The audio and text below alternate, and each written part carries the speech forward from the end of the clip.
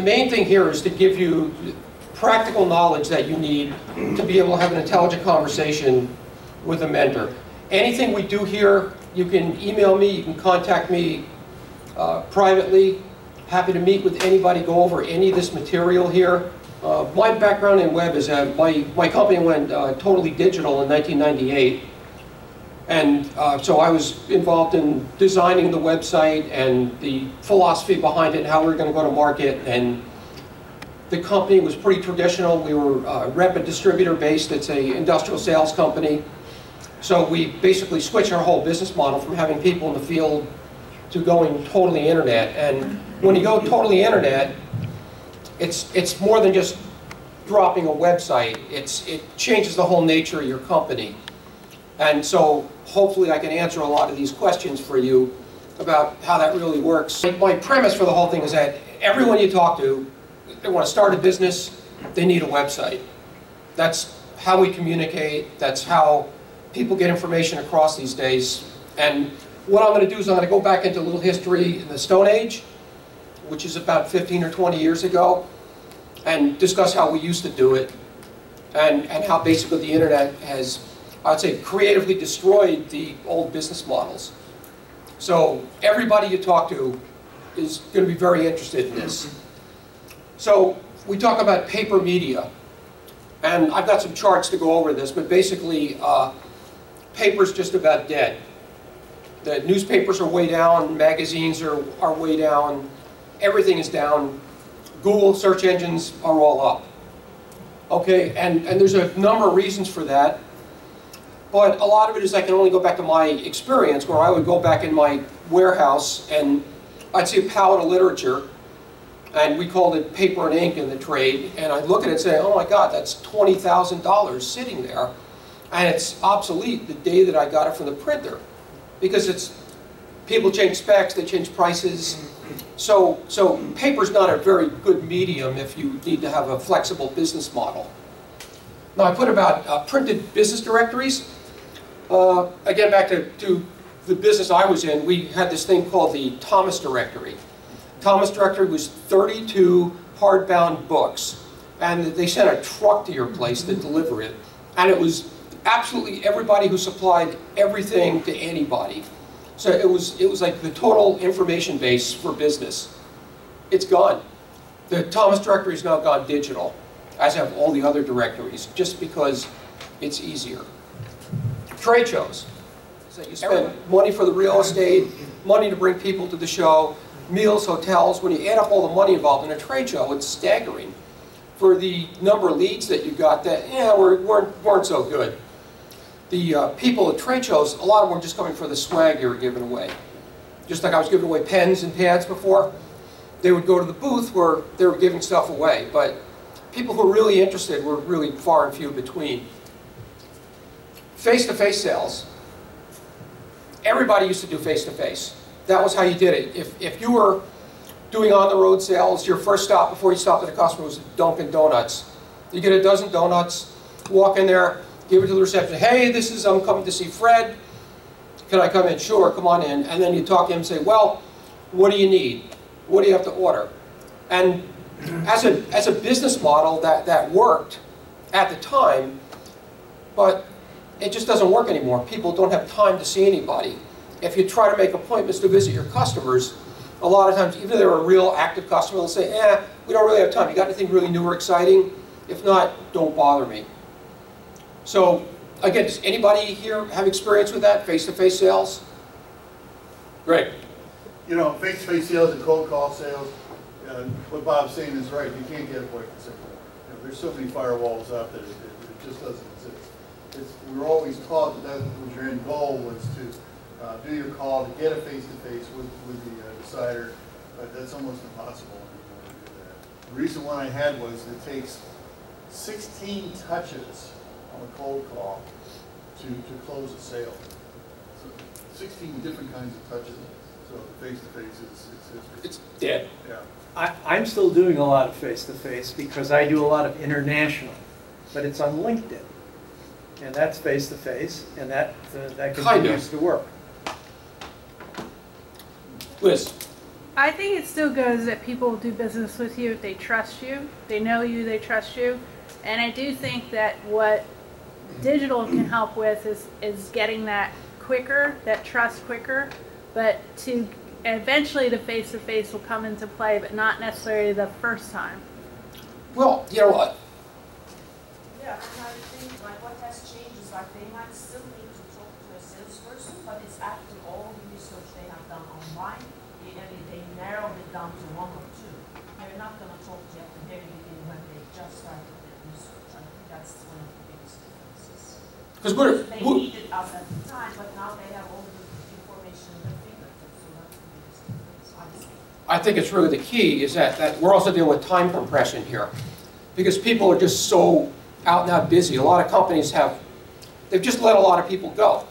So their per head revenue is a lot higher, but everybody, the survivors I would call them, are just super busy. They don't have time to sit and canoodle with a sales guy. They just can't do it. No time, and the higher ups in the company really don't like salespeople calling. Yes? I think a lot has to do with word of mouth. And you've got these neighborhood blogs and people asking, do you know this person or a person do this or do that? So from a service standpoint, a lot of it is recommendations, word of mouth. But nowadays what we do is we swap links to websites. Hey, you're looking for filters, you're looking for tanks, whatever it is. You just send somebody, here's 3 links for 3 companies. Takes you right to their website. You've got all their specifications, their pricing. So you know you're basically they're cutting the middleman out. And the web, basically, like I said, it's a gigantic disruptor. You can go right to the manufacturer. You can go right to the source for anything you want to buy. So we're talking about product releases. Product releases where you take a picture of a product and you say 200 words, send it to all these magazines, send it to all the media, and a lot of them would pick it up and they'd run it, they'd publish it. No, it doesn't happen anymore. It's that direct mail, all the junk in your mailbox, it's dead. Nobody reads it anymore. I'm really talking generalities. I mean, there are specific instances where direct mail works, maybe in smaller markets, but overall it's way down. It's just not worth it. It costs so much to do a direct mailer. It's just not economically feasible to do it. It's kind of like that literature sitting in your warehouse. And then you look at advertising agencies. Way back when, 15, 20 years ago, if you had a business, you needed an ad agency. You needed someone to do creative. Every 2 months, 3 months, you needed to come up with new ads, new ideas. You don't need it anymore. Fast forward to today. This slide basically will tell you the genesis of newspapers, magazines, and Google's in terms of sheer revenue. So look at 2004, look at 12. It's absolutely amazing. I got the next slide also kind of covers this in a little different way. But basically all the money that was in advertising is migrated to online. Google probably has about 70–80% of the market, and the rest of it's divided between Yahoo, Bing, a couple other specialty search engines. But that's it. I'm sorry to say, it's my favorite line is if you don't want to go on Google, you can put signs on buses and telephone poles. But that's it. It's unfortunately, that's really what it's come down to today for advertising. Now again, there are local businesses that can use newspaper advertising. We're selling solar panels.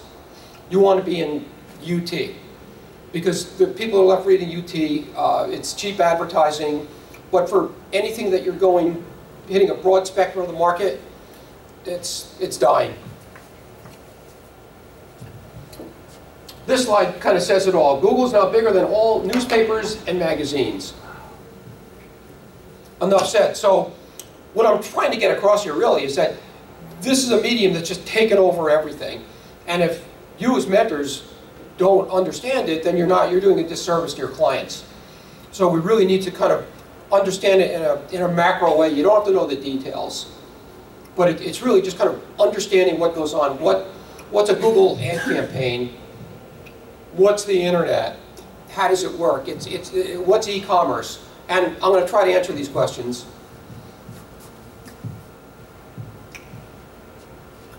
So there's my conclusion there. 400% growth since 2004. We can't minimize the importance of the internet to our clients. These percentages down here are the percent of the population that's on the internet. So in North America, we're at almost 80%. So think about that for a second, is that 80% of everybody is using the internet. And a lot of these figures are taken from the United States Census Bureau. So they're good numbers. So this is something we need to grasp.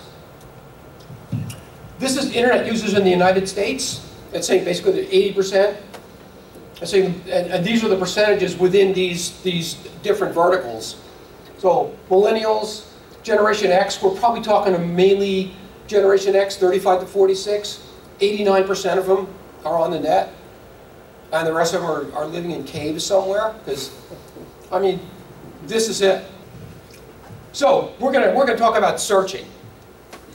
Okay, this is something that we all do. Basically, the last talk I did the last meeting, I touched on the subject, was that when you want to find anything, you go on Google. If you want to find, my example for that is Chinese or Italian food. You want to go to a play, you want to go to a movie. You want to find out what Miss Clinton's up to. You want to book a vacation. You want to buy a widget. You want to buy a part for your bicycle. Rent a yurt. And you actually can rent a yurt if you want on the net and get it delivered to your house. This is basically, it's changing society. And again, that's the point I'm trying to make, is that we need to stay on top of this. So as I point out there, Googling has become a verb. It used to be Xeroxing was a verb, but no one Xeroxes anymore, they Google. So my conclusion, no one's going to know you have a business if you don't advertise a website and you don't advertise it. Now my favorite saying for this is, will they come if you build it? No. Let's talk about constructing a website. It's really easy. Back to the Stone Age, 15 years ago, if you wanted to build a website, you need a programmer, a graphic artist, you needed content people. I see Jocelyn is going like this because she's done it. You needed a platoon of people, and you needed a lot of money. It would have cost you $50,000 to $100,000, 6 months to a year, and then you put it up, it just might not work. So fast forward to today, I got quotes to do the SCORE website, brand new, beautiful website, and the bid we took, basically it's going to cost us $1,800 to get a brand new website constructed, including a mobile website. If you have a business, you can't not have a website. You need to have it. So the question is, well, how do you conjure one up? You might mention that you can learn to do a WordPress website by yourself for free, and have a professional-looking website that you would. He's using WordPress to build our website, actually. You can learn to do that yourself. I did it myself in just a month or so. So. I think that's a really important point, because most of the time that I've been with SCORE, the conventional wisdom has always been that we need to tell clients to hire a professional to do a website. But now it's pretty easy to do a website on your own, but only if you have a really good sense of what it should do, because you still need somebody you know, with some marketing sense and branding sense and all of that. I guess my point with these, GoDaddy, Website Builder 10.com, which is basically a portal site, which shows you where the people are who build websites, they're like Lego sets.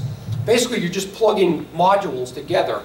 They say, you know, here's your About Us page, and here's your Contact Us page. And they're basically just cobbling this thing together based on these templates that they have. And you can call GoDaddy and get a guy on a phone, and the next day you have yourself a website. They host it for you. They do everything. So the point, yes? I was just going to say the same thing. I did a website this week with the GoDaddy website builder. It's like $24. It took me 3 hours. Don't be intimidated by suggesting your client that they build a website.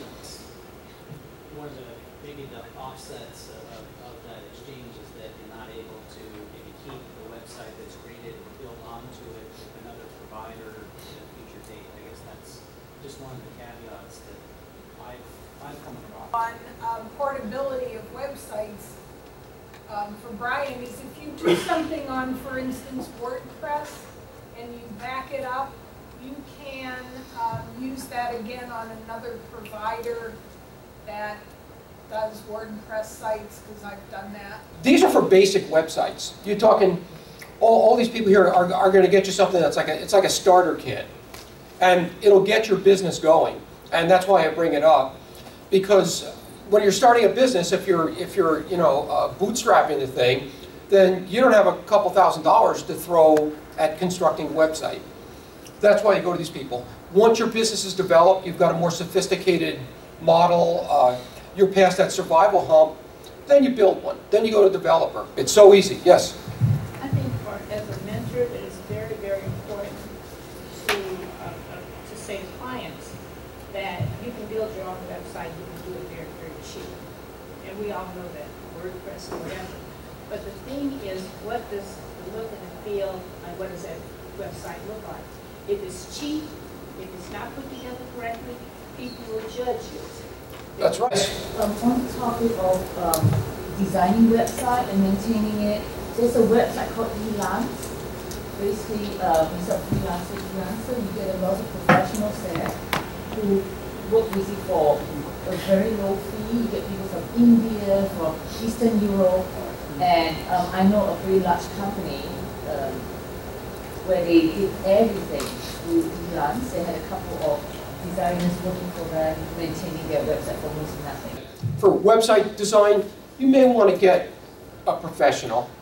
But then again, if you're just starting out, I mean, you can, the website is kind of like dressing. I mean, some people know how to dress, and some people don't know how to dress. And you can spend a lot of money on clothes and still look pretty awful. So I guess that's the point. It's a matter of your own taste. But there's a certain, I would say when you're doing a website, you look at other websites, you look at your competitors, you look at everybody. The thing about the web is that everybody has to be transparent.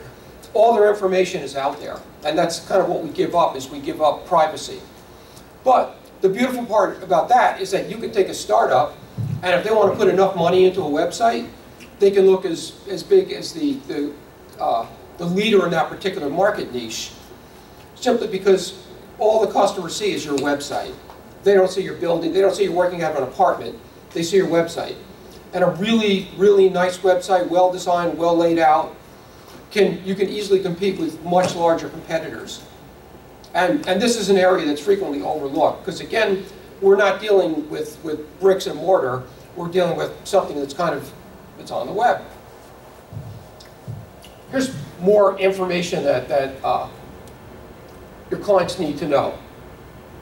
Now, the thing about Google is that if you're an advertiser with Google, even if you're not, even if you have a website, they've got a thing called Google Analytics, which I'll go through in one of my next sessions. And what it does is it rates your website. It tells you how many visitors you've got.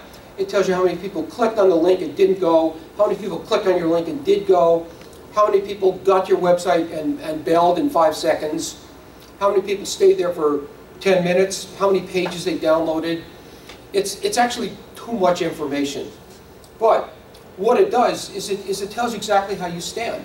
So the website doesn't take away the need to have good business sense. It really doesn't. The web is very Darwinian.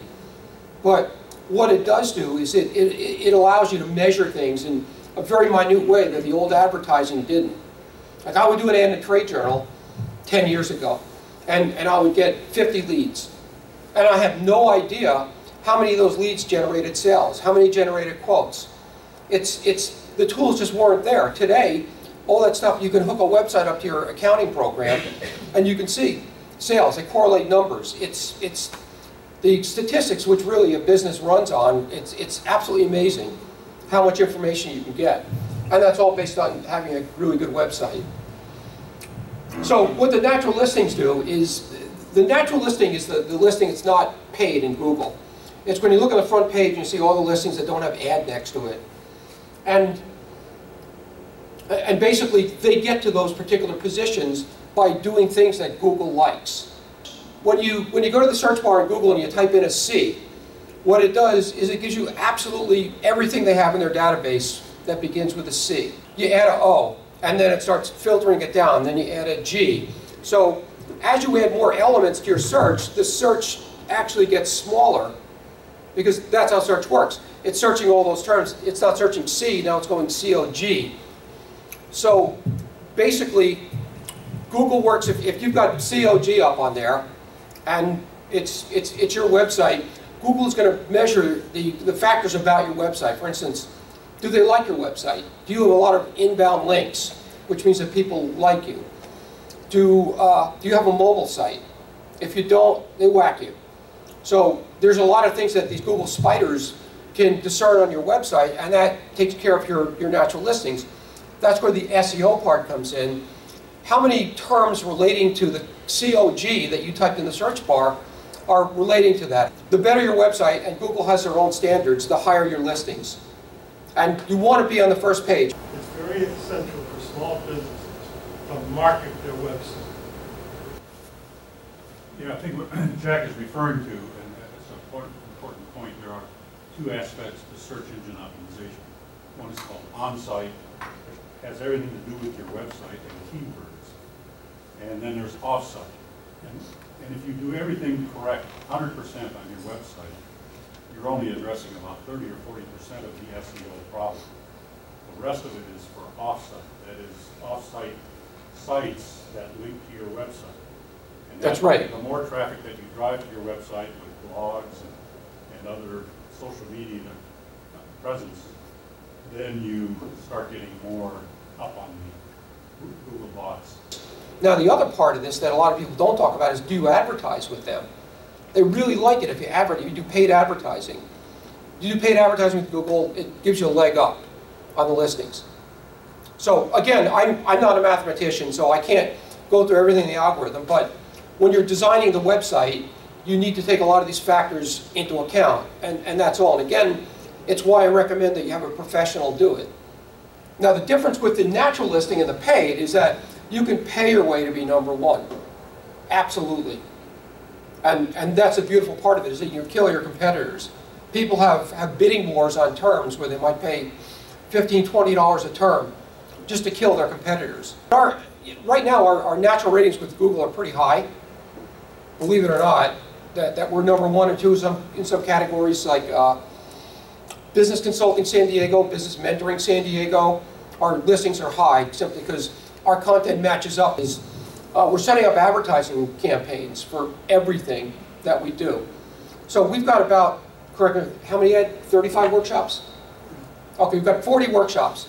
For each workshop, we've developed a set of search terms. And then for mentoring, we've got search terms, volunteering, executive forum. So everything, established business mentoring. So everything's got its own set of search terms. And these will all go into what they call Google AdWords. And then when the website gets started up, we drop all these search terms onto Google. And it's what they call PPC, pay-per-click. So if we put these search terms in there, and I'm just going to get on Google and show you what's going to happen, and someone clicks on it, then we pay. So the ideal Google path, and what I mean by path is, how do you get from one place to another? How do you get someone from Google onto your website, onto the place that you want them to see? So Google search, they see your ad, they see your natural listing, they click on it, and what you do is for every category that you advertise, you've got a thing called a landing page. That's right here.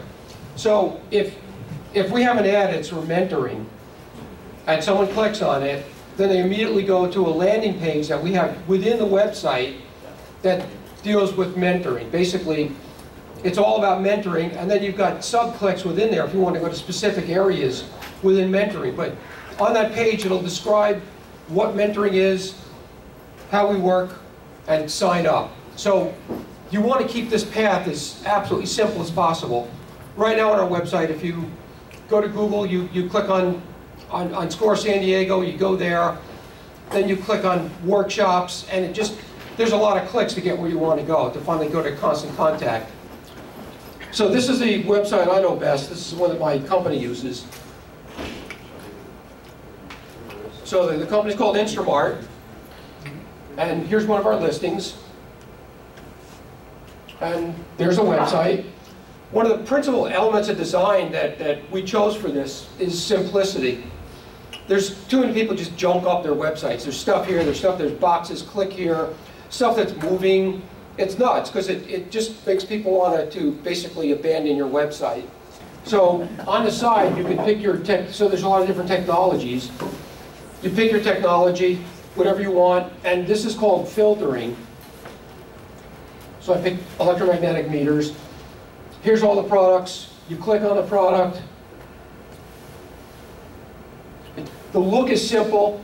It's relatively easy to use if you have a computer you're familiar with. And it's all about buying. I mean, we're basically, it's an e-commerce company. Up here, these are paid ads. So we're paying, we've got an AdWords campaign going. We paid for that. We get the #1 position because we outbid everybody else. The #1 position gets 40% more traffic than any of the other positions. So it's worth the money to do it, we think. We get a lot of traffic, a lot of hits on it. And from here, I just click on it, which is going to cost me $3. And then I've got all the different temperature controllers we sell. So again, what you want is you want simple design, you want easy to get to. So online advertising, I'm going to try to breeze through this pretty quick. If you build it, they will come. No, you can't depend on natural listings. If you've got a product, if you've got a client and they're building a website, they have to advertise. You can do it on the cheap and hope that your natural listings will get there, but if your natural listing's on page 24, no one's going to see it. So that gets into the question, why would I advertise when Google lists me for free? Because if they list you for free and you're one of 500 companies that do what you do, no one's going to see it. This is why we advertise. And how much they're going to cost you, like I said, it's a bidding process. So on a particular word for a particular area, you submit a bid to Google AdWords. If you want #1 position, you pay for it. And that's pretty much how it works. It's kind of like an auction for each word, each term. So how do I get on the first page of Google's ad listing? You basically pay. It's just like anything else. If you want to get a good hotel room, you pay extra. If you want to stay at Motel 6, and you pay less. So that's pretty it. So how do I evolve a coherent online advertising policy? This would be for your clients. Basically, it's how much money are they going to allocate for marketing. Now, what I suggest is that they have a mix. Because with all this said, I mean, there's some merit to local advertising, local newspapers. Really, your client should have kind of researched this to know how to get a hold of customers. Because again, if you build it, they will not come. You need to get them to come to you. So it's a matter of saying, well, I've got $300 a month to spend on advertising. I've got $3,000, whatever it is. You fit an AdWords campaign into that amount of money. And I'm going to continue this next month. Any questions? Yes? I did some Facebook advertising last year, and Facebook allowed me to pick zip codes, level of education, very, very targeted advertising. Does Google allow you to do that as well? Oh yeah, absolutely. Okay. The biggest filter on Google is geographic. It's easier. Because if you're selling in San Diego County like we are, you really don't need people in Nome, Alaska to know that you're selling Score San Diego. Does it really go down to that depth of really targeting? You can actually go down to one zip code if you want. So you can drill down pretty deep as far as where you want the advertising to go. And of course, it costs you that much less if you're going to one zip code versus North America or the world. You don't have to remember everything. I will work with anybody here. Call me, email me, whatever. I can talk and write forever. So some of you probably know that already. So I'm here. Thank you.